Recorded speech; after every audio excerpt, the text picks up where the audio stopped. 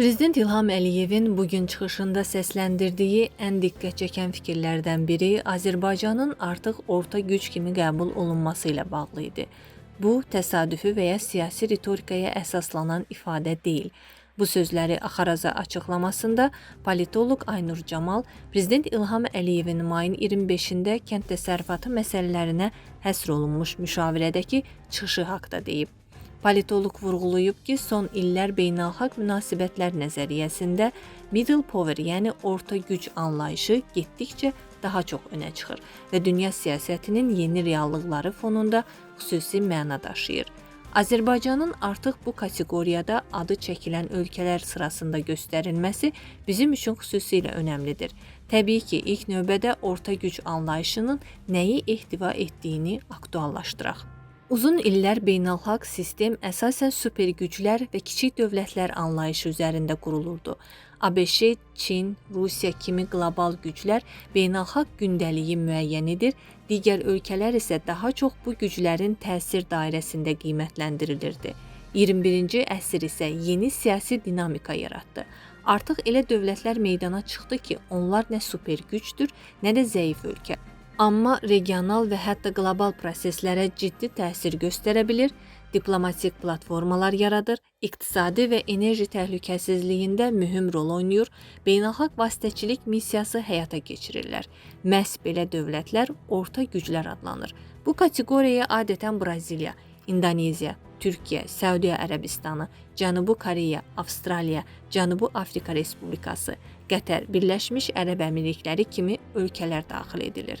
Onları orta güc edən əsas meyarlar sırasına regional təsir imkanları, iqtisadi güc və enerji resursları, müstəqil xarici siyasət yürütmək bacarığı, beynəlxalq platformalarda nüfuz, vasitəçilik və diplomatik aktivlik, böyük beynəlxalq tədbirlərə ev sahibliyi etmək potensialı, hərbi və təhlükəsizlik imkanları, yumşaq güc elementi və digərləri aiddir. Məhz bu parametrlər baxımından Azərbaycan artıq xüsusi status qazanıb. Aynur Camal qeyd edib ki, əslində Azərbaycanın orta gücə çevrilmə prosesi bir neçə mühüm mərhələdən keçib. Birinci mərhələ güclü iqtisadi bazanın formalaşdırılması idi. 1990-cı illərin sonlarından başlayaraq həyata keçirilən enerji strategiyası Azərbaycanın regionun əsas enerji mərkəzlərindən birinə çevrilməsinə səbəb oldu. Bakı, Tiflis, Ceyhan, Tanap, TAP kimi layihələr ölkənin yalnız iqtisadi imkanlarını artırmadı, həm də Avropanın enerji təhlükəsizliyində vazkeçilməz rolunu təmin etdi. Bugün Azərbaycan Avropanın enerji xəritəsində strateji tərəfdaş kimi çıxış edir. İkinci mərhələ siyasi sabitlik və müstəqil xarici siyasət idi. Azərbaycan uzun illər müxtəlif qlobal güclər arasında balanslı siyasət yürüdərək həm Qərblə, həm də Türk dünyası ilə, həm də region dövlətləri ilə münasibətlərini qorumağı bacarıb.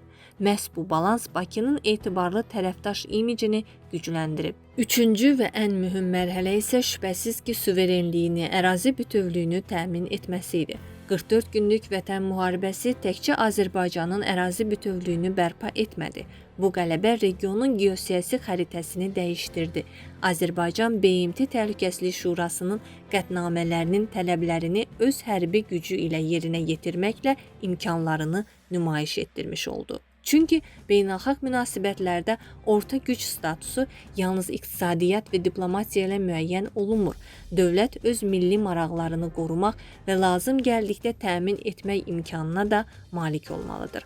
Azərbaycan məhz bunu dünyaya sübut etməyi bacardı. Politoloqun sözlərinə görə bugün Bakı artıq bir ölkənin və regionun mərkəzi olmaqdan əlavə beynəlxalq dialoq platformasına çevrilib. Son illərdə burada keçirilən tədbirlərin miqyası bunu açıq göstərir.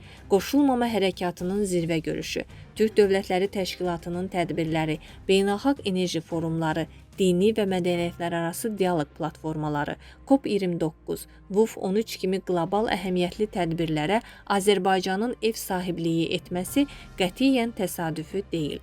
Dünya yalnız güclü iqtisadiyyata malik ölkələrə yox, həm də etibarlı və təhlükəsiz platforma yaradan dövlətlərə ehtiyac duyur. Bakı isə artıq məhz belə məkanlardan biri kimi qəbul edilir. Azərbaycanın başqa mühüm üstünlüyü isə onun coğrafi və siyasi körpü roludur. Ölkə şərqlə qərbin, şimalla cənubun kəsişməsində yerləşir. Orta dəhliz layihəsi, Zəngəzur dəhlizi perspektivi, Türk dünyası ilə inteqrasiya və Avropanın enerji təhlükəsizliyində oynadığı rol Bakının strateji əhəmiyyətini daha da artırır. Ən vacib məqam isə budur.